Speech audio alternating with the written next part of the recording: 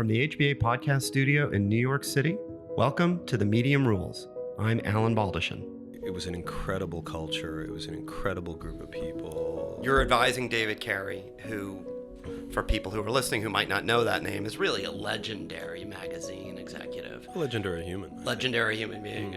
How difficult was it sort of pulling apart and building back up? You know, we had a big sales organization, a big technology organization, and a big sort of operations group. And it was in Canada, it was in the UK. How do you see print evolving? How do you manage that challenge? How do you keep it vibrant? I would take George Harrison's All Things Must Pass. Or was that That's a great choice. Yeah, and it's also it's a triple album. Thrilled to welcome Troy Young to the HBA podcast studio.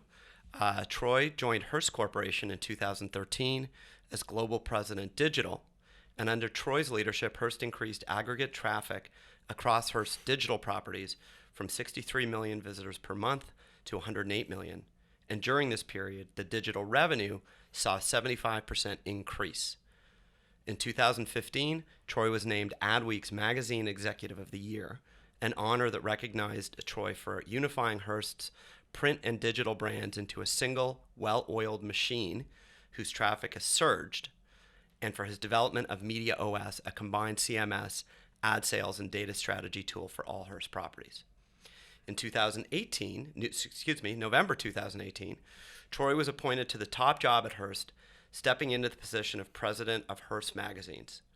So looking forward to a discussion with Troy today about his background in the agency business, his love of media, and his take on transforming Hearst and its incredible collection of brands, including Elle, Harper's Bazaar, Cosmo, Esquire, to name a few, into a powerhouse print and digital company for the 21st century. So, Troy, thanks very much for being on the Medium Rules. Thank you. And looking forward to a great conversation. You know, I'm not very good with dates, and I was just sort of counting them up. Like, I guess that's about 6 months. So 6 months since you since stepped November, into the top job. Yeah. And how's it going? How are the early returns in terms It's amazing. Yeah. It's the most, I think it's one of the most stimulating jobs that a guy could have. I mean, it's got to be one of the best media jobs somebody who's a media lover could ever want. And challenging, of course. It's an amazing job if you like, if you're passionate about media, if you like people, if you like systems and the development, and if you like change. If you're an optimizer, I think there's businesses at different life stages that you would focus on. But I was, in this case, right. It's about invention and change, and that's why it's so exciting. Yeah, and obviously you get to work with these incredible brands, with incredible great brands, legacies, great people, great talent, and actually a kind of corporate environment that's incredibly supportive, and has this really incredible history of evolution. Yeah. So winding it back a little bit, first I want to take note of the fact that we both went to Queen's University. We won't do an oil thigh, but we will. That's not the Queen's in the borough, by the way. That's Queen's University in Kingston, Ontario. Thank you for clarifying. Right. And I will say that you're the third Queen's grad on this podcast. Oh, so excellent. I'm not. It's a coincidence. I'm not going for it, but. We might optimistically call it one of the Canadian Ivy Leagues. We're the Harvard of the North. Right. So you started your career in Toronto as an agency person. Well, I started my career earlier than that. Okay. And there's probably a good story there that I could try. Well, why don't you sort of take us through? Well, that I mean, I think it was foundational. I was a little bit. I have first I went to Queen's and I was studying like philosophy and economics and a bunch of different things. And then I was doing English lit, just for the record, so similar right. idea. And my dad at the time was very sick, and he said to me, and he had invested a lot kind of getting me out of this kind of toxic environment that was Regina, where I lived in Saskatchewan. And I went away to boarding school. And so he was sort of invested, and he said, you should be in a professional program. You should be in a professional program. So I said, okay. I moved into the commerce program. Okay. And I was figuring, this is as good a place to be as any. And so I have a, I got a BCom from Queens in the business school, and have a focus on finance and economics, which I always liked, and I was able to dabble in philosophy and other classes, and so I liked a lot. But I didn't really know. I mean, he wasn't there at the end to tell me, you should focus on, getting into a consulting firm, or you should get ready for graduate school, or here are the paths that are available. I didn't had have that either. idea. Yep. And so, I can relate. I a little bit before that, actually in Kingston, I decided the only way that I can make money if I just want to be enterprising is to be a waiter, because I always thought, it's cash, I can talk to people. So I got a job at Shea Piggy. You're kidding. And yeah, that's crazy. Yeah, and I was kind of what I consider classic Kingston restaurant. Yeah. For alumni, started in the kitchen, got to the floor, That's became, amazing. and I was a really good bad waiter, right? Which is, I'd make sure you had a good time, but I wasn't always. But the plates were on the well, raw and, dish and with I the no raw one I dish. never went up through the ranks. I was never trained. It was like the story of my Right. life. I just kind of threw myself into it. So anyway, I didn't know what I was gonna do, and I moved to Toronto, where I had some friends, and I was waitering at a restaurant called the Amsterdam. And it was a. Did you know my friend, my very good friend Michael Grange was there? At I that have time. no memory from Okay. that period of my life. That's really. that's okay. So I know. But well. what I remember is It's a very hot spot at the time. Yeah, because the Blue Jays were hot. That's right. And it was it was all on the the players path, hung and- out there, right? yeah. And I made great money, and I did my thing. And one night I was at a table, and I would often get in a conversation with a guy, and I'm like, I got to get out of this job. I can't take it anymore. And he said, well, what are you doing? I said, well, I have a business degree. I'm really good at finance, blah, blah, blah. And he said, well, you should come talk to me. And I said, absolutely, I will. So I followed up with him, and he was, a mid-level guy or something at Nortel. And I became a financial analyst at Nortel. You're kidding. And I had this old Volvo. I would drive to Nortel every day, and I felt like it was just $1,000,000. soul. Well, for oh, a okay. moment, the thing I liked best when I started is I worked a lot of hours, Yeah. and I would get free Swiss Chalet at night, because if you stuck around, you could expense it, and I loved that. Great perk. And I was analyzing like mainframe investments and looking at it was a financial job. And I knew the great thing about that journey was I knew that that wasn't my place, and that there had to be more problems that were more interesting to me that I could solve. And so my wife now, my girlfriend at the time, was in Montreal. She was studying theater, and I moved to Montreal. I started graduate school at McGill studying economics because I didn't know what else to do. Right. In between, there was some traveling and such. And while I was there, I started doing design, and I did design at a hip newspaper in Montreal called the Montreal Mirror, which was like the sort of Village Voice of the of Now Montreal, magazine. or the Now magazine in Montreal. Yep. And I thought this is incredible. Like, media is left, right, brain. It's an incredible thing to do, and I did all kinds of jobs when I was there, from design to distribution to new projects to just everything, creating a book. And at the time, we started this project on what was called at the time a BBS, it was like your own version of AOL billboard system. Okay. It sort of just slightly predated the internet. Or adoption of the internet, and we would put our content on there and sell the service to people, and they could get an email address from us, and they could communicate with one another, and we probably had 1,000 members, and I just thought, this is fascinating. And I remember there's a friend of mine named Al, who was the publisher and owner of the paper, and shortly after that, we had our first child, Jillian and I, at a pretty young age. And she said, and I'm like, I got to do something. Like, what am I doing? Yeah. I'm like, Maybe I'm in make some Montreal, money here, and I got to make some money. And he said, you should focus on what you love, which is the intersection of digital stuff and media stuff. Tech, yeah. And I thought that was a pretty good thesis. Yeah. And I went to Toronto, and Good timing also. for yeah, that. good timing at Toronto. I had a short stint at CTV. Okay. And then I started in the agency world, and I rose up very, very quickly because I kind of could figure out the vocabulary of that world, and I had a specialist skill in the area of digital that they needed. And so very early on, by the time I was, 28, I was running an agency. I was running a direct and interactive marketing agency, and then I ran this agency in Canada called Organic. Yeah. And it was, an amazing gig. That was just when this new category of agency emerged, which was a kind of digital interactive. Interactive at agency. The time it would have been basically digital development, web development, and web marketing, and so that's kind of where that journey started. Yeah.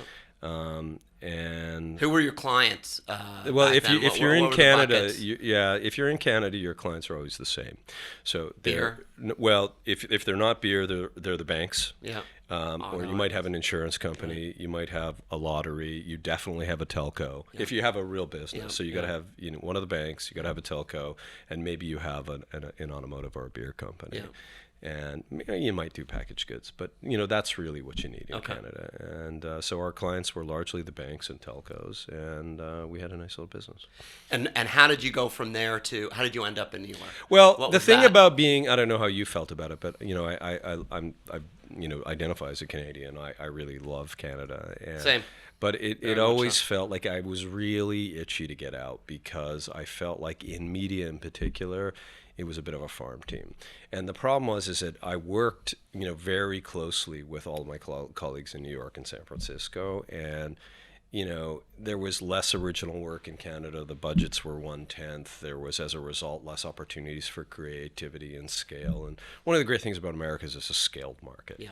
And so I knew that that's what I wanted to do, and I was always kind of ambitious in terms of what I wanted to do. And so Jill and I worked in New York a lot, so we put our kids in the car and we came to New York. Did you have a job here, or you were just like? Yeah, I originally worked for Omnicom in New York, for one of Omnicom's companies. And I was the head of the strategy creative organization. And that was my first job. So then you joined Say Media, or you really ran Say Media? I did. I worked here for quite a while, and then I had a friend who was a venture capitalist, and he said, I got these amazing guys I know that have this really great video technology, and they're from Yale, and maybe you should meet up with them. And there were these three incredible guys, one of whom works with me at Hearst today, actually runs an automotive business for me, and I just thought these. If I want to get off of and I did services for a long time, and I thought it would be fun to build something. So they had this technology in this company called VideoEgg that was really an early stage video company. Yeah. And we started building it, and it grew like crazy. And Jill and I and the kids lived in San Francisco, and we were there for 7 years. And eventually we started buying other companies, and the company became Say Media, which was the integration of a company called Six Apart, and which was one of the early blogging platforms, and the Say Media video technology, and then we bought some content companies, and So that's really the beginning of what was then kind of called Internet 2.0. Well, it was certainly the beginning of the video explosion. We, at that time, represented Blip.tv, if you remember those guys. Mike Hudak. Mike Hudak, is still a good friend of mine. Yeah. And, that was great guy. Yeah. That was sort of as YouTube was just starting up. Right. And we were sort of always kind of, sounds funny now, but viewed them as a rival. Then they got acquired by Google, and off they went, and buried everyone else. But so then from 2006 to 2013, you were running Say Media. I was the president of Say Media. You were the president of Say. So I guess in that period, what sorts of what would you kind of characterize as the tentpole changes in that business? Well, I mean, in that business, I think it was an incredible culture. It was an incredible group of people. The founder that stayed on, Matt Sanchez, is this gentleman that I work with now, was an amazing guy. I mean, it was a really, really great time. I think we probably drove by 5 acquisition opportunities, waiting, persisting in a vision that we had to create a holistic platform for media. And so we had a highly profitable kind of ad model and ad network that was built out of VideoEgg. And then we bought a publishing platform, and then we started to add small brands like small content? brands. Like we bought a company called a terrific design brand called Remodelista, and we bought a technology blog, and we bought blogs in the pet space, and we started to put them aggregate. together. And at the same time, we were doing it. There was another company in San Francisco that had done some similar things called Federated Media, which is a guy named John Patel. And so we essentially said, listen, we're going to reinvent the content creation piece. We're going to tie the advertising platform inside of that, and we're going to do it around, these sort of new media brands. And it was amazing. I mean, the challenge is building up that business was very capital intensive. So we had a big sales organization, a big technology organization, and a big sort of operations group. And it was in Canada, it was in the UK, and it was in and centered in the US.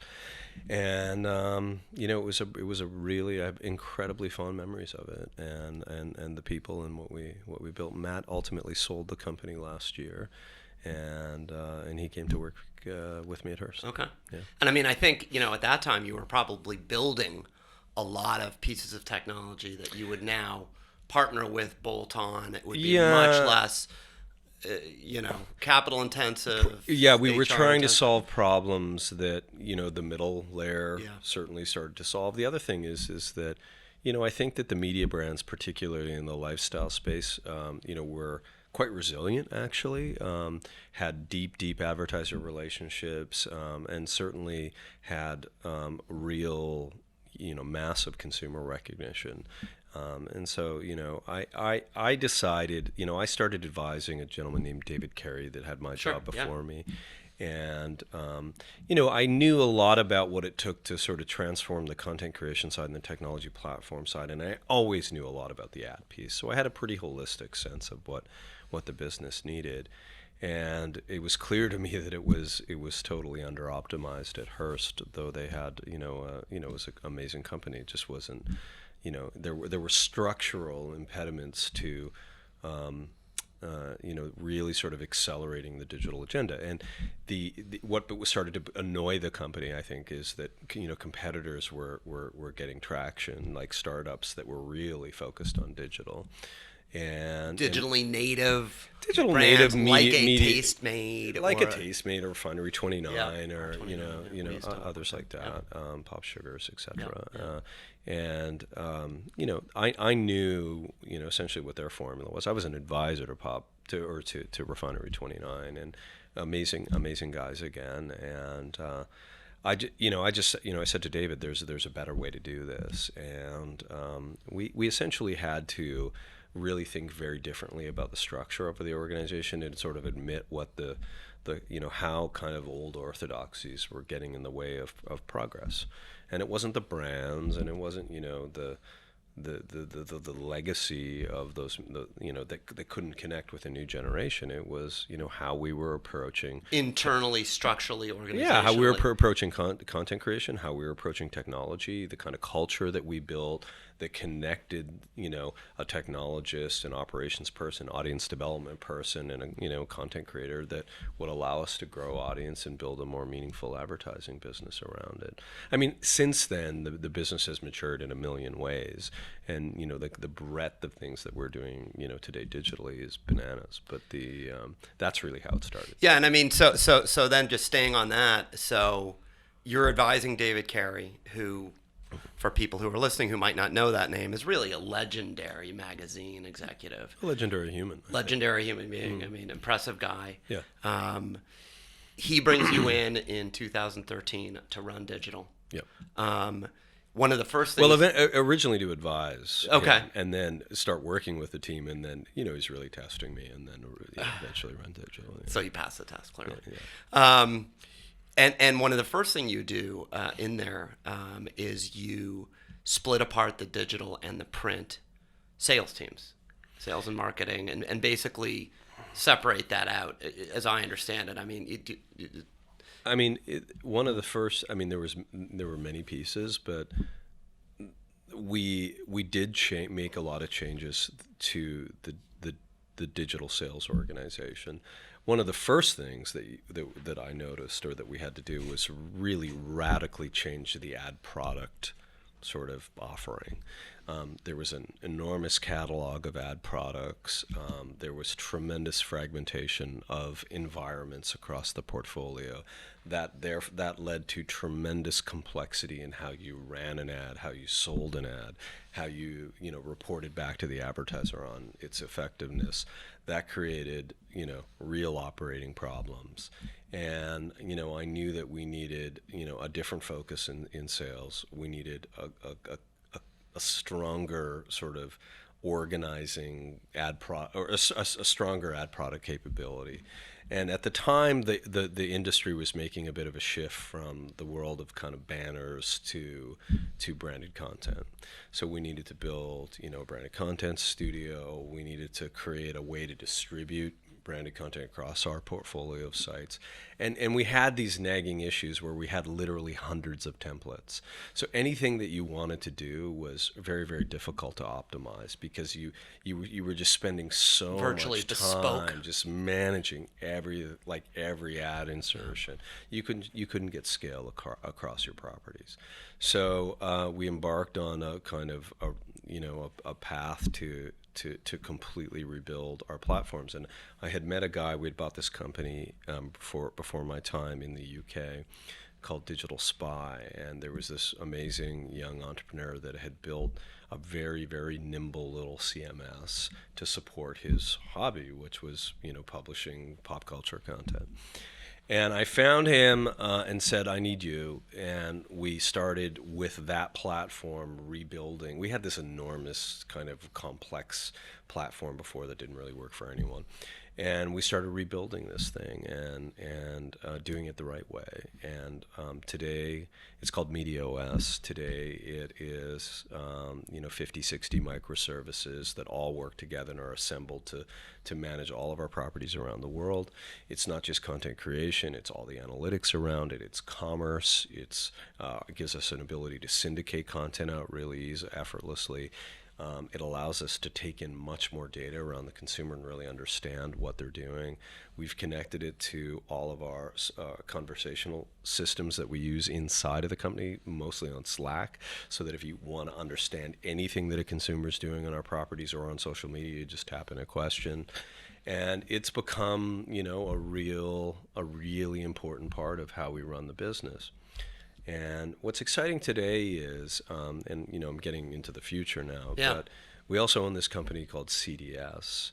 And CDS is a company based in Des Moines that manages basically all the fulfillment and transaction processing and customer service for the magazine industry. So we make sure that if you're billing a customer for a subscription or they're calling you, and getting the magazine out to your house, we manage that for Meredith and for Condé Nast and obviously for Hearst and other titles. And so inside of that is a lot of technology around how you manage a consumer. And you can see this time in the future where essentially what were once content management platforms, they become relationship management platforms. And I think that's tremendously exciting, so that how you get someone into a content-based relationship and do all the things that you might want to do, whether that's upsell them into a paid relationship or sell them a product or get them to an event and communicate with them through that process is really what we're focused on. And is this is your MediaOS platform, that's completely proprietary to Hearst? Completely, yeah. That's incredible. Yeah. And how do you, so everyone interacts with it in a different way on your teams, basically. So your ad people interact with it one way, the content people, the distribution people. Certainly, all the content people and the people that are focused on like research, commerce or how we sell things. Certainly research uses it for sure. Our ad people use it and our ad operations team. So it's a pretty holistic piece of technology. How difficult was it sort of pulling apart and building back up? Well, I think the difficult part of it was this. I remember sitting in a room thinking, there's two paths. One is to, what I thought was kind of late in the cycle to build a platform. A lot of media companies have struggled doing that. We had we didn't have perhaps as strong a technology culture as we could have at the time. Today it's very, very modern in terms of how we work and how we build and how we think about technology and data and all machine learning and all that stuff. Okay. But I had some great people, and the choice was, am I going to invest in modifying WordPress, basically, or modifying a platform called Drupal, or am I going to build something that's going to allow me to build, a really interesting global platform? It was a hard decision because, we run our business really smartly. That would have taken a lot of capital.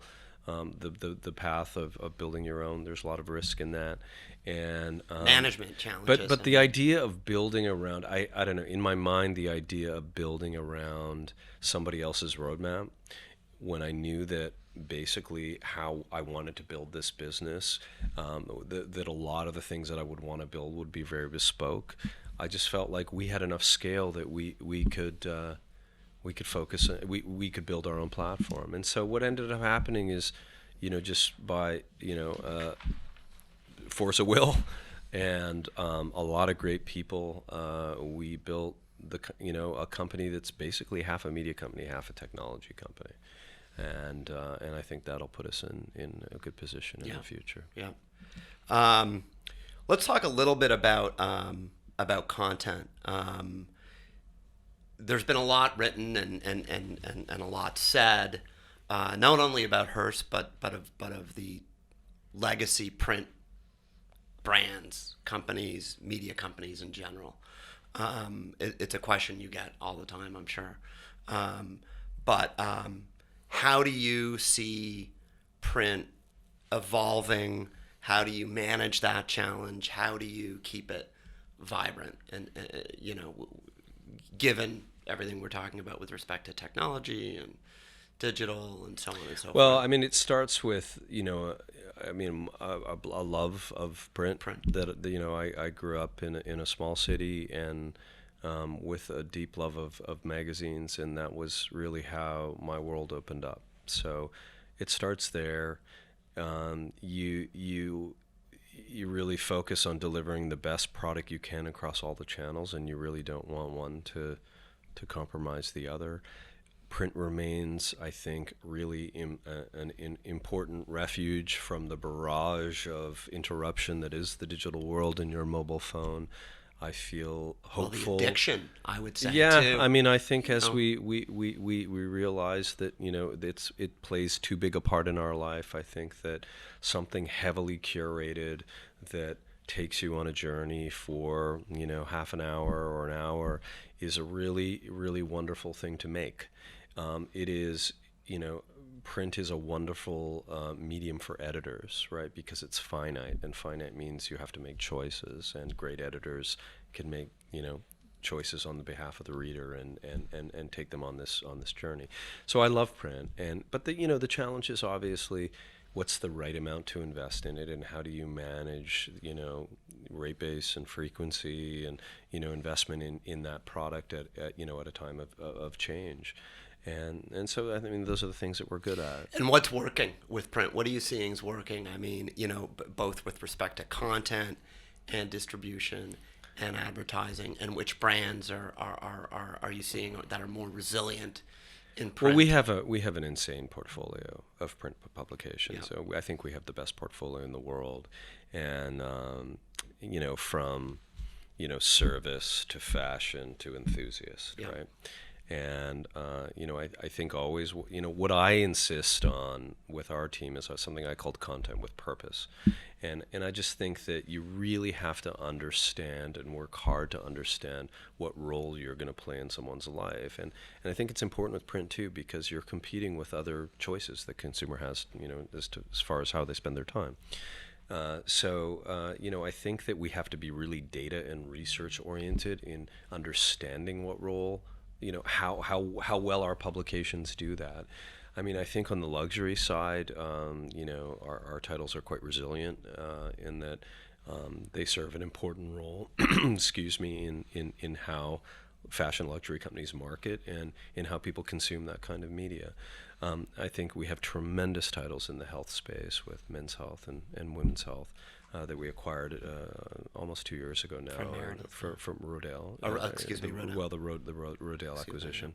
I love our enthusiast titles in Runner's World and bicycling. We have amazing service titles like Good Housekeeping. We have, Oprah has been a phenomenon for years. We have Esquire. We have Men's Health. I mentioned Men's Health. We have, Pop Mechanics. We have an amazing portfolio of brands, and then we have a really extraordinary portfolio in the auto space as well, with Car and Driver and Road and Track, and then a bunch of other assets around that. I think the focus really is, understand your audience, understand the role you play, in their lives, and I think we're really good at packaging and selling media. I mean, obviously you have to be extraordinary at that too, over the years, in terms of how you work with advertisers and how you bring content and data and creativity to that relationship, and that's something we're really focused on. Are you seeing any shift back to print? Is there any kind of trend? Obviously, Facebook and Google were sucking up huge amounts of advertising dollars. That has changed somewhat.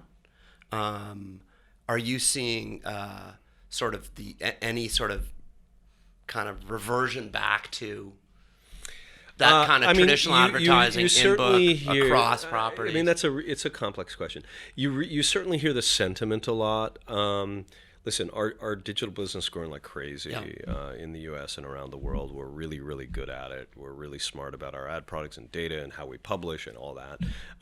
The thing that that Google and Facebook have created is, remember that after all the mishigas about privacy issues around Facebook, they released their numbers, and their numbers were extraordinary. And one of the things that you have to appreciate is they have 7 million advertisers.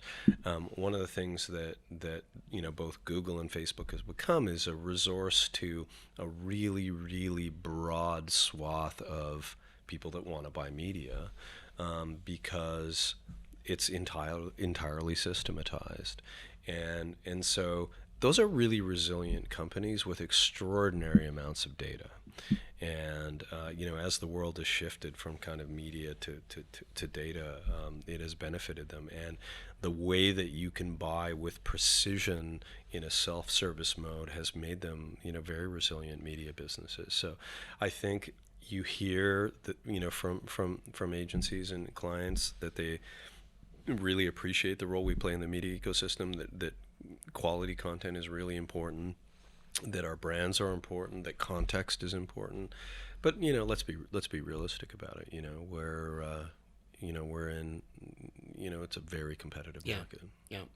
How are you guys using data both internally? And what are you doing with your data? You mentioned machine learning.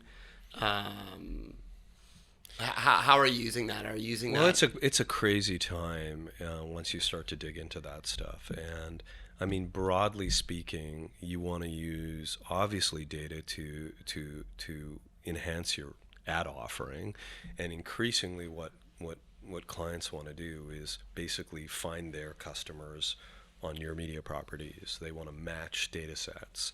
They want to understand what their customers are doing and how you're influencing them, and increasingly data can help them get a better understanding of that. So that's just one piece, and I think that challenges companies like ours to be much more sophisticated in how we engage with the client. Certainly data plays an enormous role in supporting this idea of content with purpose. And how, I mean, digital natives just, they're like, well, data is just how we work, right? But, data applies, and certainly the insights it creates and research to how you think about your print products, as I've suggested, and we do that in many ways. And we find more and more fast, interesting ways of getting reactions to our print products before we put them on the newsstand. So I'm very excited about that. But that's really interesting. yeah, Really I mean, interesting. obviously, data is hugely important in how you think about how you get new customers. If we have 35 million subscribers, we need to be a very sophisticated marketing organization. I think it's really important to us, in terms of how we operate. Everything can be deconstructed and measured. So if you look at, for example, the data coming off of a sales organization, what products sold, at what price, to whom, how were they pitched, against what brands, what was the IO value, how, like you can start to really understand where you need to put sales and marketing resource to be more systematic at it. But more broadly, what I'm really interested in around data, and I'll get to the machine learning piece because it's a natural extension of it. Once you've got all this stuff, what do you do with it, and how do you make it understandable? Is I'm interested in the democratization of it. See, I've noticed that when you put analyst departments between a data set or a data source and the customer, it doesn't work very well. So we would have a sort of analytical function that would power or provide the editorial teams with information. And they would send around big spreadsheets and focus on this and focus on that. If you write about this, if you include that. Right. And I often found that was ignored. And now what I'm doing is I'm powering the whole organization with a kind of question and answer concept to data, which is like Alexa. What's the weather outside? Alexa tells me the weather. I want to play this song. Alexa plays me a song. So if you're on our systems and you say top stories right now on L, you'll get it. Top stories right now, L UK. Top items on Instagram. Top products sold on Bazaar today. Top recipe content on Delish at this moment. It'll give it all back to you. Best performing content over the last 18 months, and on and on. So what we're doing is taking more and more data sources and making them available, just like Google makes the internet available to you. And it's so that's using data as a research tool in a lot of ways. Well, it's using data as broad empowerment for an entire organization, and it's bringing the query into the conversational interface where we're all hanging out. Because what I noticed is on the digital team that we built, it was like the hive mind, right? They were all connected. We would release code on Slack and the editor would talk to the product manager. We were all like slacking all the time. And I noticed that communication was very different in the print organization. And it's, the print org was more hierarchical. And through that hierarchy, they built stars, right? They built sort of stars as editors. Yep. And that was an important part of the development, the allure of the brand. And I think actually really important. Mm-hmm. And then I think still relevant. That's in some ways what separates. Totally. Yep. Totally. And it built these amazing brands. Yep. And then on the digital side, there's these, kind of like maniacal behavior in the hive. And I wanted both. And so I said to myself, I'm going to move the entire company onto Slack so that we are all connected. And then what I'm going to do is I'm going to put data into that world. Just like a phone, my phone is communication and utility, communication and applications. So now what I've got is a system that's both communication and access to information, right? So if you're a sales rep, you ought to be able to update your account on Slack. Just type in, saw Dave today, he said X, and that goes into Salesforce. But if you're anybody, like, we just make it entirely transparent and available to everyone. There's a little anecdote about that. I remember one day when I was, early on starting in the org, and we all, across the organization, we have sort of this, brands are competitive with one another, right? So like Bazaar is competitive with L. And in a good way, in a healthy way. Well, I mean, I think competition's always healthy for sure. Yep. And what was interesting to me is they at the time they both used Chartbeat, but they would never show each other what their Chartbeat said, right? And I'm like, this is crazy, guys. Like, so immediately I kind of unified our Chartbeat instance, and I made all data available to everybody. I mean, that was a while ago. We don't even use Chartbeat anymore, but the same notion applies to what we're trying to do here. Now, on the machine learning side, this is where I'm super interested. What I would like to create is superhumans, right? Like that's what's interesting to me. Super editors, super ad salespeople, superhumans, and you can take a lot of information and make life easier and make an individual smarter and make them more efficient. And an example might be, we can run our headlines, we can run our content through machine learning and figure out meaning from like a headline. And we can start to look at what articles or what pieces of content, how they performed, such that if I typed in a headline, for example, the machine could predict how well that story is going to do. A future-oriented headline based on an enormous corpus of historical performance. I could look at everything that my competitors are writing, as an example, and I could start to sort that in terms of its applicability to different brands. And I could say these ones are worth paying attention to based on historical performance on our properties. We are looking at simple things like how much time people spend with images, certain images. And so now you can go on to the system that I was telling you about and just look at the top images across the hundreds of thousands of images that we create every month and understand where people are spending more time. So there's so many applications of how you take a machine and you get it to look for patterns, and then you get it to look to help you predict where exactly. where you're spending time. Yeah. And those are just a few of the ones that we're working on. So is that something that, from your perspective, will be an internal Hearst tool, or is that something that you see as potentially creating new technology and new revenue lines for the company? Well, is that something that you could then market to brands? Or, I mean, obviously you're using it to get better content and enhance sales, I mean, but, I'm interested in taking that.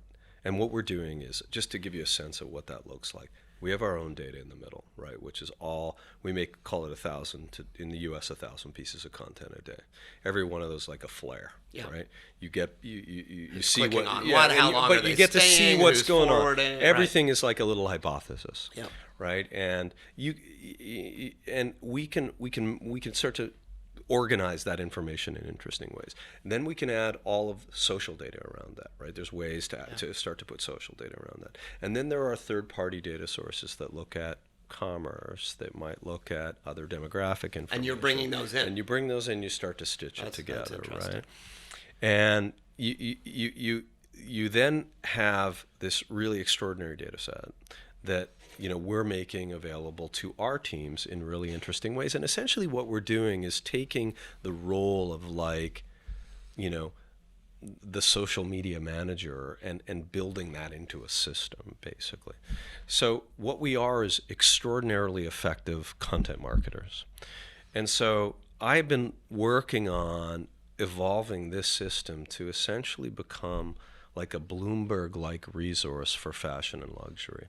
I'm so convinced that the way that we're doing this in terms of combining data accessibility with, innovative ways of stitching data sets together and then using machine learning to kind of make it sense of it. Predictive. Yeah, that it's hugely valuable to us, and I think hugely valuable to many of our clients that are struggling with the same thing.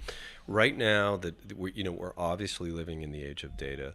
There isn't a client I go see, whether I'm in Paris or China or Japan or the UK or obviously here in the US, that isn't talking about data in some shape or form. And how they can use it. How they can use it to be smarter. To be smarter, yeah. Exactly. And so I'm interested in combining our media expertise, our data expertise, and essentially our software expertise, and creating a non-media product that is really just kind of data and new ways to understand and access it, and build a business around that. So you must have a pretty, you must have a lot of data scientists working. We have data scientists, we have data taxonomists, we have people that work on, how to make those, that information more understandable. I show it to you right here. It's all available all the time on any device, right? So. Well, I'll take a look. But have you? What have been? I mean, that's a challenge to put that team together. I mean, we work with data science companies that are dedicated to doing that struggle. Challenging to find the right people and put them in the right places. Yeah, I mean, always. But you know what? People like passion. Yeah. And we have a lot of passionate people. And I'm not interested in what I'm very respectful of what came before, but I'm interested in creating the kind of challenging environment where people can write a defining part of the chapter to their career. And so, like, I'm an intense guy, and the people that work with me are really, really smart and intense. And I think that if you are creating opportunities for people to solve problems in new ways, in ways that they're proud of, and that they're invested in, and that their managers care, and their managers give them great feedback, there's no reason why, our organization can't be as great to work at as, and Google. Yeah. And I mean, Google, you can get like free curry and free, crab legs and stuff. But like, this Hearst's an extraordinary place to have a career. Yeah. And so, I think that you can. I really believe that. I mean, I really think beyond all the crazy perks that someone gets, what someone wants to do is feel stimulated, feel respected, get honest feedback, be better. And move the needle. Yeah. With a team they respect. Right. I'm still at the curry and crab legs. But well, I always think, I was just at Google the other day, and I always think when I'm there, the first time I went there, I was like, oh my God, look at the food, the range of food that's here. And I love curry. And so I went to the curry station, and I was like, this is extraordinary. And how was the curry? It was amazing. And then I looked over, and over there was like a bunch of crab laid out, and it was almost like I thought, oh my God, this is the end of the world. This is sort of brings me up to where I wanted to go in this conversation, which is, over the next 3 to 5 years. Yeah. As you've outlined, there's a heavy emphasis on data, using data, creating products with data, using data to obviously enhance all aspects of the business. Do you anticipate sort of sticking with the basket of titles that you have? Do you anticipate birthing new titles and new brands? How do you sort of see the business evolving from a content perspective? Well, in addition to sort of the I'm data always on the lookout for a technology. great brand, but I have 28 of them and 300 around the world, 300 editions. So, but it's really those 28 that I think we need to focus on and take care of. There's a few that we admire that might fit in, but we also sort of spin show-based or sort of product brands out of our brands.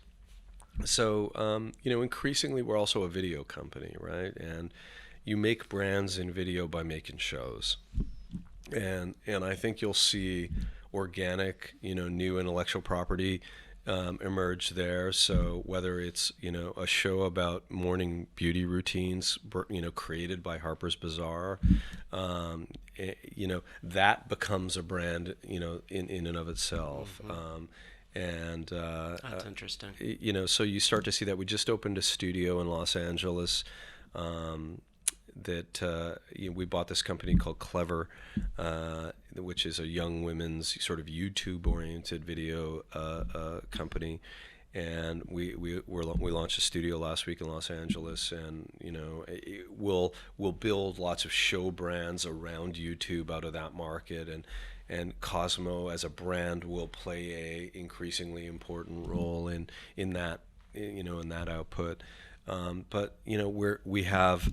Last year we launched a yoga mat that was, just as an example, that we had seen them selling in our properties. We had an idea about one we wanted to create. We paired it with an Alexa skill and sort of merchandise it as a smart yoga mat. And, that was a separate brand, but sort of brought to you by Women's Health. And so we see opportunities to do that. We're launching a VOD stuff that will bring together a lot of our video content, in the health space, and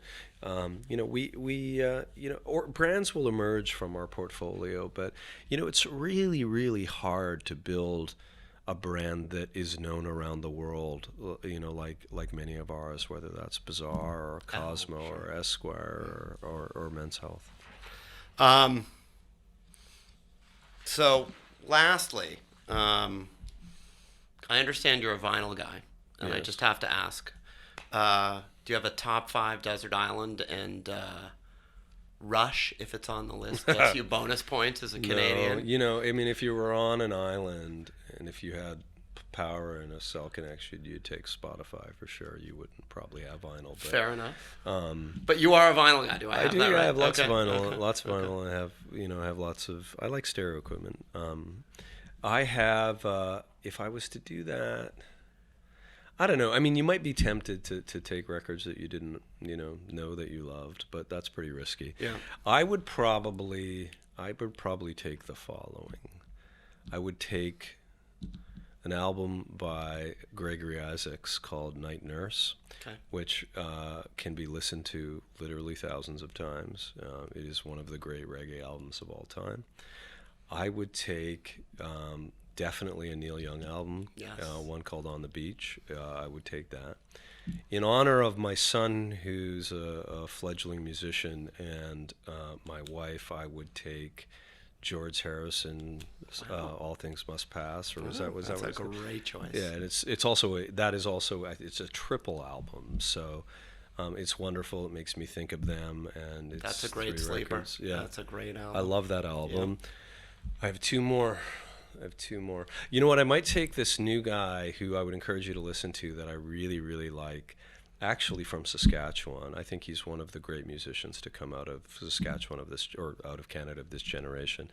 His name is Andy Schaaf. Don't know. And he released an album last year called, we're getting a thumbs up from our producer over there. Called The Party, which I thought was a great, great album. And I could listen to that a lot. And I have one more choice, and that final choice would probably be, it might be like the Velvet Underground, or it might be I'm also a big, when I was a kid, I might take this album by The Replacements called All Shook Down.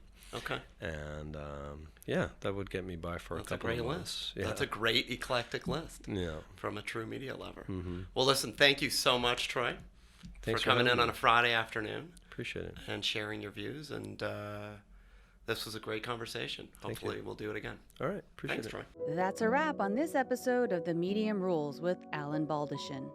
For more information, go to our website at www.hballp.com. And you can also follow us on Instagram, Twitter, and Facebook. And don't forget to rate us on Apple Podcasts.